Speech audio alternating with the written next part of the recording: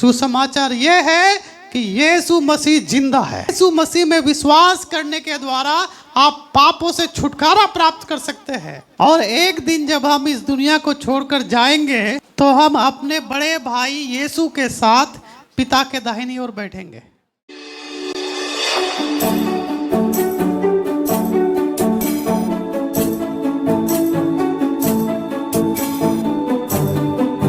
यीशु मसीह जब मर के जी उठा दोबारा नहीं मरा। हालेलुया। और इसलिए मर के जी उठने वालों में से यीशु मसीह पहला उठा है। तो ईस्टर का संदेश, ईस्टर में क्या हुआ था उसको देखने के लिए हम चले मरकुस रचित सुसमाचार 16 अध्याय 1 आयत से लेकर 7 आयत तक। Gospel according to Mark chapter 16 verses 1 through 7। मरकुस 16 1 से 7। आइए देखें कि ईस्टर की कहानी हमें क्या बताती है। यीशु का पुनरुत्थान। जब सब्त का दिन बीत गया तो मरियम मगदलिनी और याकूब की माता मरियम और सलोमी ने सुगंधित वस्त्र मोल ली कि आकर उस पर सब्त के पहले दिन बड़े भोर जब सूरज निकला ही था तो वे कब्र पर आई और आपस में कहती थी, हमारे लिए कब्र के द्वार पर से पत्थर कौन लुढ़काएगा। जब उन्होंने आँख उठाई तो देखा कि पत्थर लुढ़का हुआ है, वह बहुत ही बड़ा था। कब्र के भीतर जाकर उन्होंने एक जवान को श्वेत वस्त्र पहने हुए दाहिनी ओर बैठे देखा और बहुत चकित हुई। उसने उनसे कहा, चकित मत हो, तुम यीशु नासरी को जो क्रूस पर चढ़ाया गया था ढूंढती हो। वह जी उठा है, यहाँ नहीं है। देखो वह स्थान है जहाँ उन्होंने उसे रखा था। परंतु तुम जाओ और उसके चेलों और पतरस से कहो कि वह तुम से पहले गलील को जाएगा, जैसा उसने तुम से कहा था, तुम वही उसे देखोगे।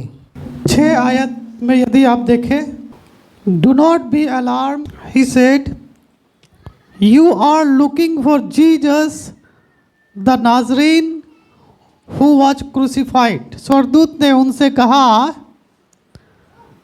कि तुम यीशु को ढूंढते हो जो क्रूस पर चढ़ाया गया था। यीशु को ढूंढते हो जो क्रूस पर चढ़ाया गया था, वो यहाँ नहीं है, वो जी उठा है। हालेलुया। वो यहाँ नहीं है, वो जी उठा है। He is not here, he has risen. वो जी उठा है।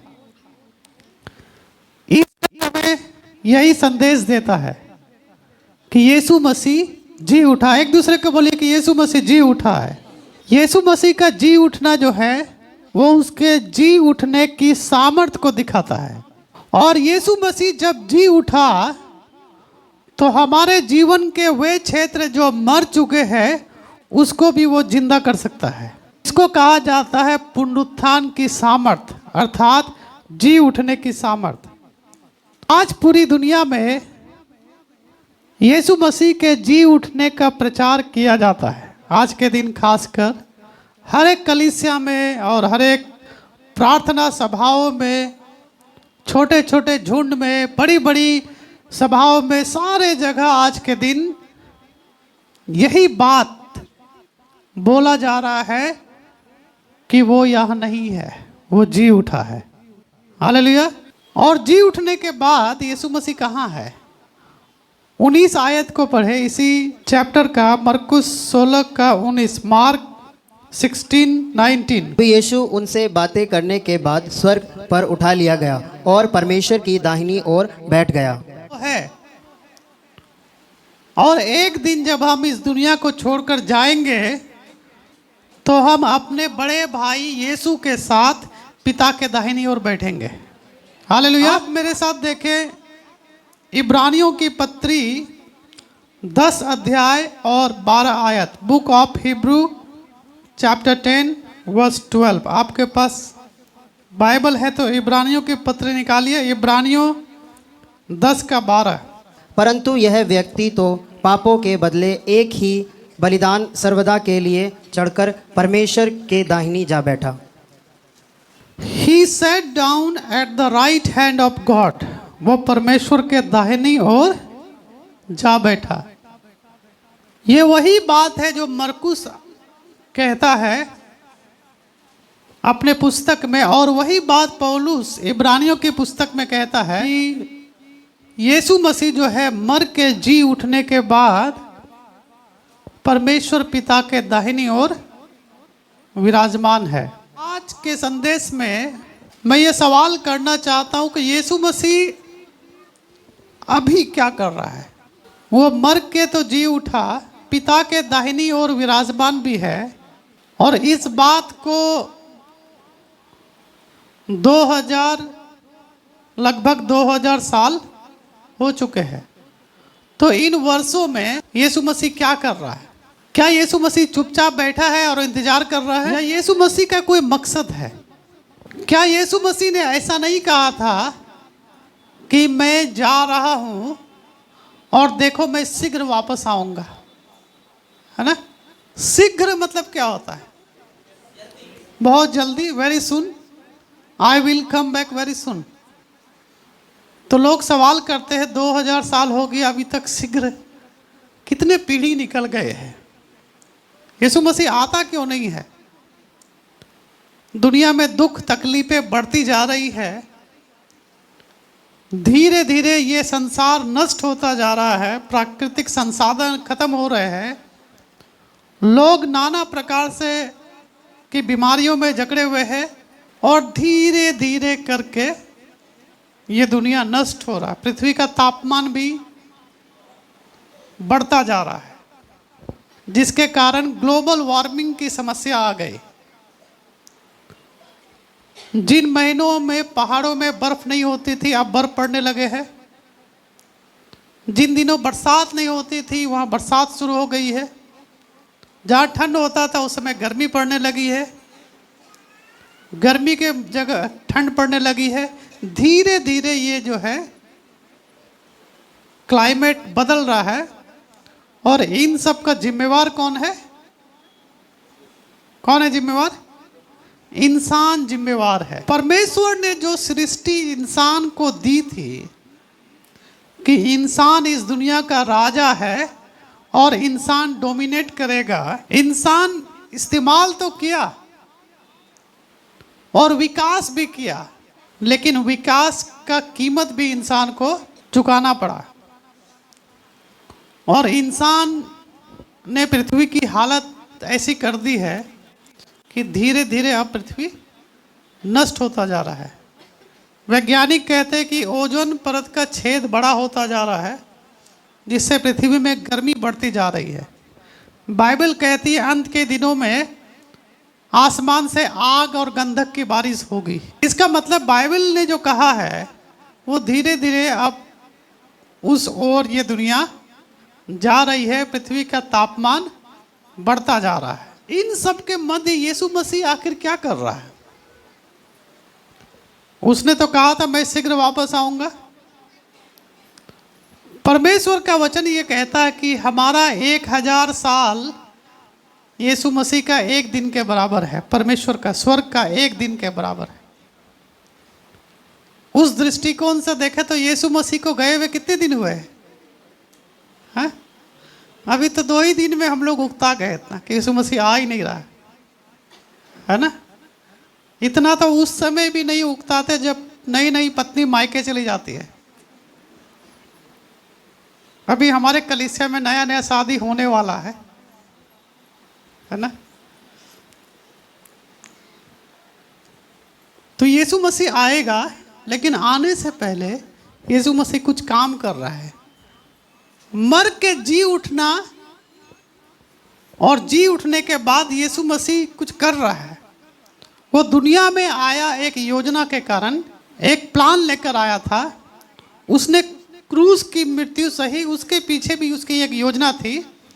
वो मारा गया, उसके पीछे योजना थी कि वो हमारे पाप को लिए हुए क्रूस पर चढ़ गया। वो जी उठा, उसके पीछे भी योजना थी। और जी उठने के बाद भी यीशु मसीह कुछ कर रहा है। आज मैं इसी पर चर्चा करना चाहता हूं कि अब यीशु मसीह क्या कर रहा है, और मैं आपका ध्यान 4 मुख्य बातों की ओर ले जाऊंगा पहली बात, इब्रानियों की पत्री 7 अध्याय और 25 आयत, book of Hebrew chapter 7 verse 25। इसीलिए जो उसके द्वारा परमेश्वर के पास आते हैं वह उनका पूरा पूरा उद्धार कर सकता है, क्योंकि वह उनके लिए विनती करने को सर्वदा जीवित है। क्योंकि वह उनके लिए विनती करने को सर्वदा जीवित है। He is interceding for us. Intercede कर रहा है। यीशु मसीह हमारे लिए इंटरसीड कर रहा है, विनती कर रहा है। क्या कर रहा है? विनती। यीशु ने कहा था कि मैं पिता से विनती करूंगा, है ना?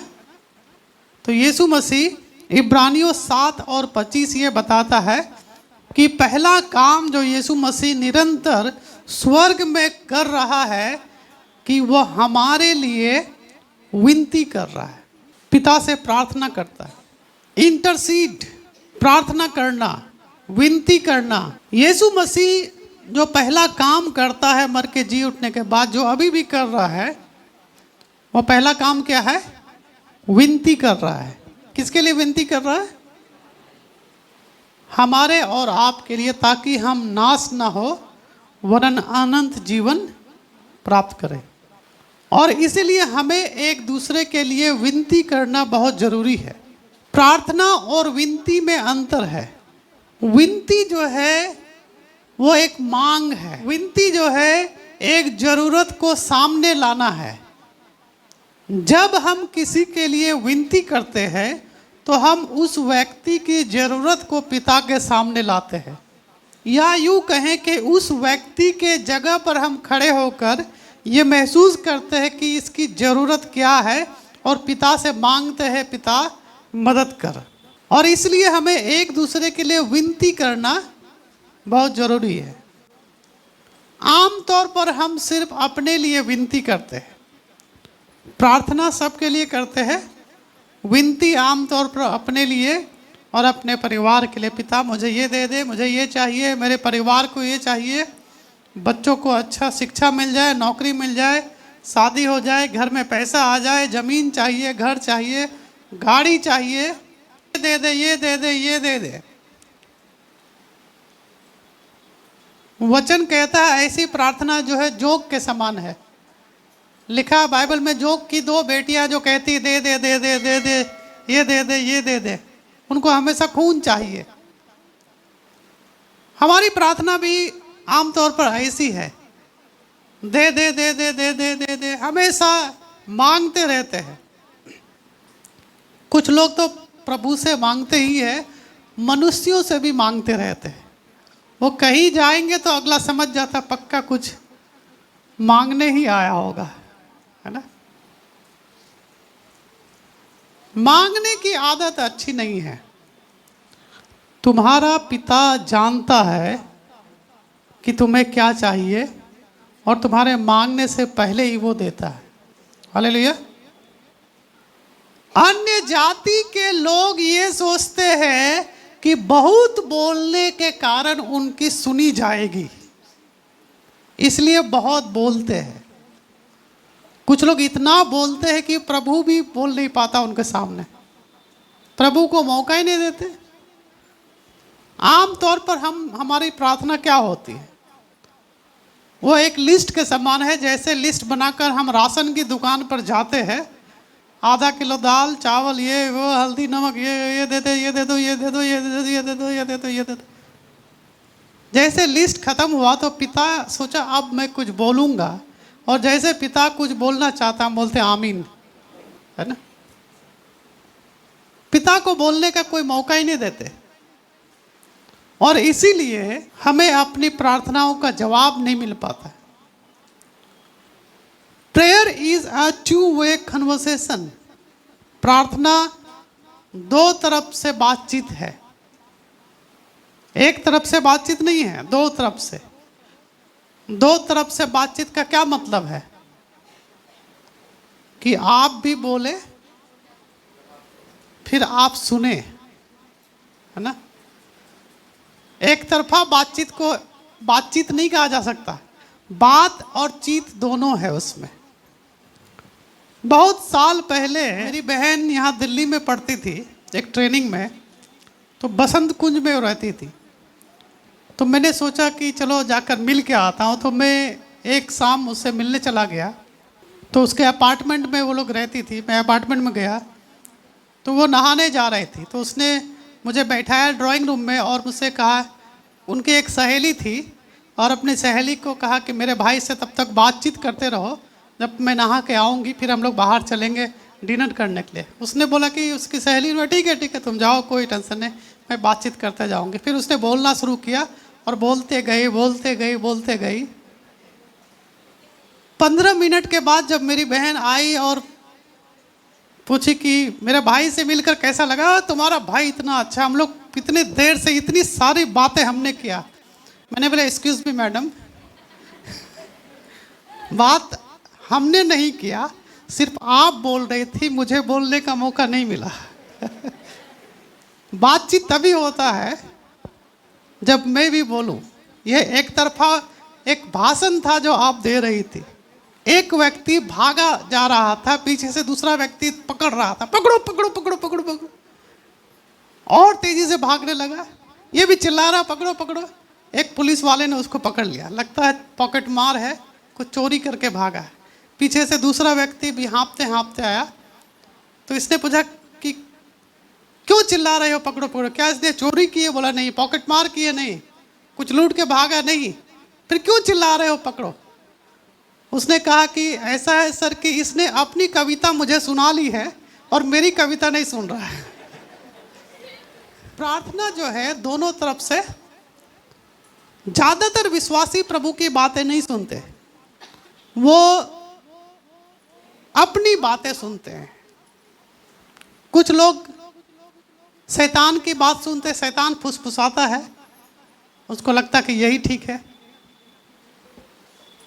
कुछ लोग अपने अंदर की जो इमोशंस होते हैं उसकी भी बातें सुनते हैं, उनको लगता है कि यही पवित्र आत्मा है।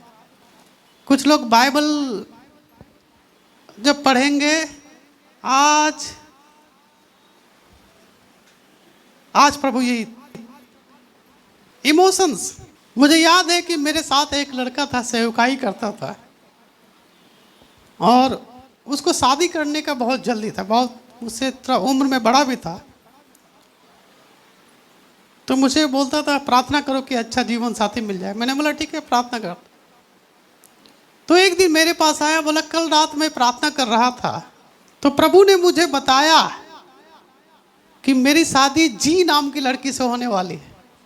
मैंने बोला अच्छा ये कैसा प्रार्थना, मैं तो 3 साल से प्रार्थना कर रहा हूँ, प्रभु कुछ बता ही नहीं रहा है। बोला नहीं प्रभु ने मुझे बताया। मैंने बोला अच्छा जी नाम की कोई लड़की है? बोला हाँ एक लड़की है कलीसिया में। बोला ठीक है देखते हैं। मैंने बोला ऐसा करो कि इंतजार करो, हो सकता है प्रभु की ओर से ना हो। नहीं तुम्हें क्या मालूम है, मैं रात भर प्रार्थना किया तब जाकर प्रभु ने बताया। मैंने सोचा ये बड़ा आत्मिक व्यक्ति है, इसे उलझना ठीक नहीं है। तो दूसरे दिन वो उस लड़की के घर पहुंच गया और उसके घर में जाकर प्रभु ने मुझे बोला है कि आपकी बेटी से शादी करना है। तो लड़की की माँ बाप समझ नहीं पाए क्या करना है। फिर बाकी लोग आए, उन्होंने उसको पकड़ा और रस्सी से बांधा और बहुत मारा। फिर मारने के बाद मुझे फ़ोन किया कि इसको उठा के ले जाओ। शायद वो उस लड़की को पसंद करता होगा तो उसी का ख्याल तो दिमाग में आएगा। ऐसा होता है कि नहीं? नहीं होता है। मैं ये बताना चाहता हूँ कि हमें हमारी प्रार्थना सिर्फ विनती नहीं होना चाहिए, जो हमारे दिमाग में घूमता रहता है प्रभु ये दे दे ये दे दे ये दे दे ये दे दे। प्रार्थना जब करते हैं दोनों तरफ से बातचीत। अभी मेरा दोस्त एक तरफा बात, मुझे पता नहीं उसको प्रभु ने बोला था कि नहीं बोला था, लेकिन उसने सीधे लड़की के घर पहुंच गया। शायद प्रभु कुछ और बोल रहा होगा। तो दोनों तरफ से बातचीत। ज़्यादा बकबक करके प्रार्थना मत करना।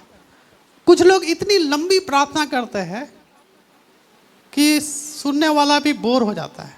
आप लंबी प्रार्थना करो अकेले में, पब्लिक के बीच में छोटी छोटी प्रार्थना करो।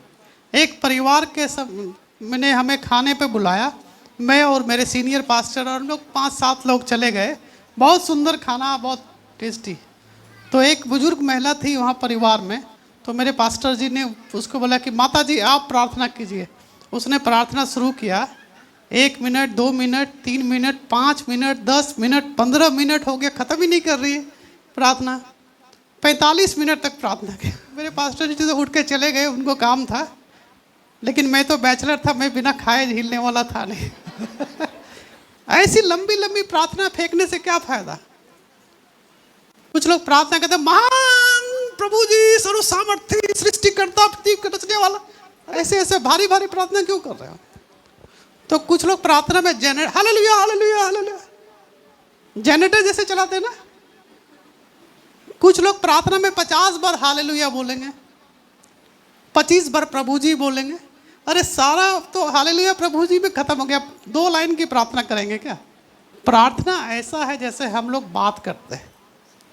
प्रार्थना एक बातचीत है। आप बोलो तो प्रभु ने सुन लिया, अब प्रभु को भी बोलने दो। प्रभु अलग अलग तरीकों से बात करते हैं, उसका कोई एक निश्चित तरीका नहीं है। व्यक्तियों के द्वारा बात कर सकते हैं, बाइबल में से बात कर सकते हैं, गीत के द्वारा बात कर सकते हैं, आप टीवी में कुछ देख रहे हो उसके द्वारा बात कर सकते हैं, आप चल रहे हैं सामने तितलियां उड़ रही है उसके द्वारा बात कर सकते हैं। प्रभु के पास हजारों रास्ते हैं आपसे कम्युनिकेट करने के लिए। यीशु मसीह हमारे लिए विनती करता है, मैं पिता से विनती करूंगा, इब्रानियों 7:25। दूसरा हम देखते हैं 1 यूहन्ना 2:1, 1 जॉन चैप्टर 2 वर्स 1। हे मेरे बालकों, मैं यह बातें तुम्हें इसलिए लिखता हूँ कि तुम पाप ना करो, और यदि कोई पाप करे तो पिता के पास हमारा एक सहायक है, अर्थात धर्मी यीशु मसीह। पहला काम यीशु मसीह जो कर रहा है कि वो लगातार हमारे लिए विनती कर रहा है। दूसरा काम यीशु मसीह कर रहा है कि वो हमारा वकील है। यीशु मसीह कौन है? वकील है। 1 यूहन्ना 2:1, हे मेरे भाइयों मैं तुमसे विनती करता हूँ कि पाप मत करो, और यदि कोई पाप करता है तो ये जान रखो कि पिता के सामने हमारा एक वकील है, हमारा एक सहायक है जो हमारे लिए बातें कर रहा है, हमारा पक्ष रखता है, वहाँ पर हमारे तरफ से बोलता है। पिता के न्याय सिंहासन के सामने यीशु मसीह एक वकील के रूप में हमारी तरफ से लड़ाई करता है, हमारी तरफ से वकालत करता है। इसको समझना बहुत ज़रूरी है। मैं कई बार ऐसे उदाहरण देता हूँ, मेरे पास 2-3 लोग आ जाइए, मैं आपको अच्छी तरह समझाता हूँ। आज ये परमेश्वर पिता है। परमेश्वर पिता अपने सिंहासन पर विराजमान है, और यहाँ 2 वकील हैं। वकील जो है, आप दोनों नीचे आ जाइए, वकील नीचे खड़ो, जज के सामने बराबर पर मत बैठना। तो यहाँ इंसान आ गया, एक कटघरे में खड़ा हो गया। ये इंसान जो है, इधर घूमो जज की तरफ, ये कटघरा इसका जेल में बंद है। अब ये परमेश्वर के अदालत में पेश हुआ है एक इंसान, और परमेश्वर के अदालत में एक दोष लगाने वाला वकील है। ये सरकारी वकील है, वो इस पर दोष लगा रहा है। और वचन क्या बताता है कि दोष लगाने वाला कौन है? दोष लगाने वाला कौन है? स्वर्गदूत है। तो जोर से बोलिए। तो कुछ देर के लिए मान लिया कि ये शैतान है, लेकिन ये रोल कर रहे हैं, नाटक। ये दोष लगा रहे हैं, और इनके पास है इनका फाइल, बड़ा प्रोफाइल इनके पास है। शैतान सब कुछ लिखता है, छोटा से छोटा बात, अच्छी बात है नहीं, जो भी ये किया होगा जिंदगी भर, वो सारा बात शैतान नोट करके रखता है। मिलोड 4 साल का था, इसने अपने पड़ोसी को गाली दिया था, कब भूल गया, लेकिन यहाँ रिकॉर्ड में है। 6 साल में सेब चोरी किया था। 13 साल में इसने आंख मारा था। 20 साल में ये पार्क में पकड़ा गया। ये सारी बातें इसके पास एक मोटा किताब। मिलावट, ये देखिए, ये संडे को चर्च छोड़कर शॉपिंग कर रहा था। आप देखते हैं कि यीशु मसीह हमारा क्या है? वकील है। पहली बात हमने देखा था कि यीशु मसीह लगातार हमारे लिए विनती करता है। दूसरी बात, यीशु मसीह हमारा वकील है जो पिता के सामने हमारी वकालत करता है। तीसरी बात आप देखिए, यूहन्ना 14:2 और 3 आयत, book of John chapter 14 versus 2 and 3। मेरे पिता के घर में बहुत से रहने के स्थान हैं। यदि ना होते तो मैं तुमसे कह देता, क्योंकि मैं तुम्हारे लिए जगह तैयार करने जाता हूँ।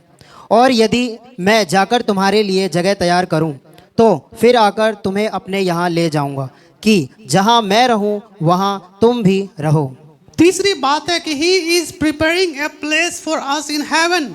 वह स्वर्ग में हमारे लिए जगह तैयार कर रहा है। वो हमारे लिए विनती कर रहा है लगातार।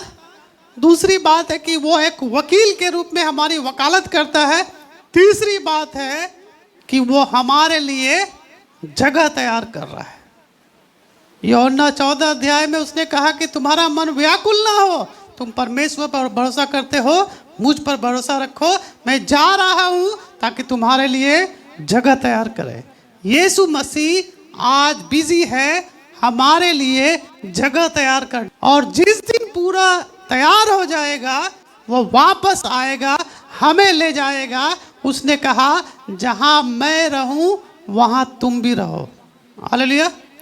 चौथी बात, he is living in us through Holi spirit. यूहन्ना 15:5, जॉन 15:5। मैं दाखलता हूँ, तुम डालियाँ हो। जो मुझ में बना रहता है और मैं उसमें, वह बहुत फलता है, क्योंकि मुझसे अलग होकर तुम कुछ भी नहीं कर सकते। I am the vine, you are the branches. If a man remains in me and I in him, जो मुझ में बना रहता है और मैं उसमें रहता हूँ, वो बहुत फल लाता है। यीशु मसीह कहता है कि मैं उसमें रहता हूँ। तो यीशु मसीह हमारे अंदर कैसे रहता है? पवित्र आत्मा के रूप में। मैं पिता से विनती करूंगा कि तुम्हारे लिए सहायक भेजेगा, अर्थात सत्य का आत्मा, जो मेरी बातें लेकर तुम्हें बताएगा। तो यीशु मसीह, चौथी बात, हमारे अंदर है हमारी मदद करने के लिए पवित्र आत्मा के रूप में। और मदद क्यों कर रहा है? मैं जिसमें रहता हूँ, he will bear much fruit, वो बहुत सारा फल लाएगा। हालेलुया। तो 4 मुख्य बातें आज मैं बताता हूँ आपको। जी उठने के बाद यीशु मसीह अभी तक ये 4 काम कर रहा है। पहला काम क्या है? विनती। वो लगातार हमारे लिए विनती कर रहा है। दूसरा काम, वो हमारा वकील है, पिता के सामने हमारी वकालत करता है। तीसरा काम, वो स्वर्ग में हमारे लिए जगह तैयार कर रहा है। और चौथा काम, वो हमारे अंदर पवित्र आत्मा के रूप में है और हमारी मदद कर रहा ताकि हम फल लाए। ये 4 काम यीशु मसीह लगातार कर रहा है ताकि एक दिन हम उसके साथ उस जगह में जाकर रहे जो जगह उसने हमारे लिए तैयार किया है। लेकिन सवाल ये उठता कि यीशु मसीह तो कर रहा है, व्हाट शुड वी डू? अब हमें क्या करना है? क्या सब कुछ यीशु मसीह करेगा या हमें भी कुछ करने के लिए बोला है? यीशु मसीह कह रहा है कि मैं जा रहा हूं, जगह तैयार हो जाएगा, मैं वापस आकर तुम्हें ले जाऊंगा, लेकिन जब तक मैं आता नहीं हूं तब तक तुम भी कुछ करो। तुम भी कुछ क्या करो? मरकुस 16 अध्याय 15 और 16, मार्क चैप्टर 16 वर्स 15 and 16। और उसने उनसे कहा, तुम सारे जगत में जाकर सारी सृष्टि के लोगों को सुसमाचार प्रचार करो। जो विश्वास करे और बपतिस्मा ले उसी का उद्धार होगा, परंतु जो विश्वास ना करेगा वह दोषी ठहराया जाएगा। Go into all the world and preach the good news to all creation. Whoever believes and is baptized will be saved. यहाँ दो बातें यीशु मसीह बोलता है, मरकुस जिसका वर्णन करता है कि प्रीच द गुड न्यूज, सुसमाचार सुनाओ। क्या सुनाओ? यीशु मसीह कह रहा है कि जब तक मैं ना आता हूं तुम जाओ, सबको, सारी जातियों के लोगों को सुसमाचार सुनाओ। और वो सुसमाचार क्या है? सुसमाचार ये है कि यीशु मसीह जिंदा है। हालेलुया! वो जिंदा है, वो मेरे और आपके लिए दुनिया में आया, उसने हमारे पाप को अपने ऊपर ले लिया, हमें पाप से आजाद किया। और यीशु मसीह में विश्वास करने के द्वारा आप पापों से छुटकारा प्राप्त कर सकते हैं। और वो जिंदा है, वो आपके लिए जगह तैयार कर रहा है ताकि एक दिन वो आएगा आपको ले जाने। उसने कहा कि जहां वो रहता वहां आप भी रहे। यही सुसमाचार। हालेलुया! आज लोग सुसमाचार कैसे सुना रहे? तुम पापी हो, तुम गलत नज़र से लोगों को देखते हो, तुम आज्ञा नहीं मानते हो, तुम ये हो। ये दोष लगाने का सुसमाचार, सुसमाचार नहीं, दोष लगाने का समाचार है। मनुष्य का पुत्र इसलिए जगत में नहीं आया कि जगत पर दंड की आज्ञा दे, बल्कि इसलिए आया कि जगत उसके द्वारा उद्धार पाए। हमारे सुसमाचार में दंड और न्याय नहीं होना चाहिए। तुमने पाप किया है, कोई बात नहीं, यीशु के पास आओ, वो क्षमा करता है। निराश हो, कोई बात नहीं, यीशु के पास आओ, वो तुम्हें आशा देगा। घर में अशांति है, यीशु के पास आओ, वो तुम्हें शांति देगा। अब तो हम घर में अशांति का कारण खोजने लगते हैं। पत्नी को समझा रहे आप ऐसा करो, पति ऐसा करो, बच्चे ऐसा करो, इसलिए अशांति। क्यों अशांति है? क्या कारण है? अरे उतना डिटेल में क्यों जाए?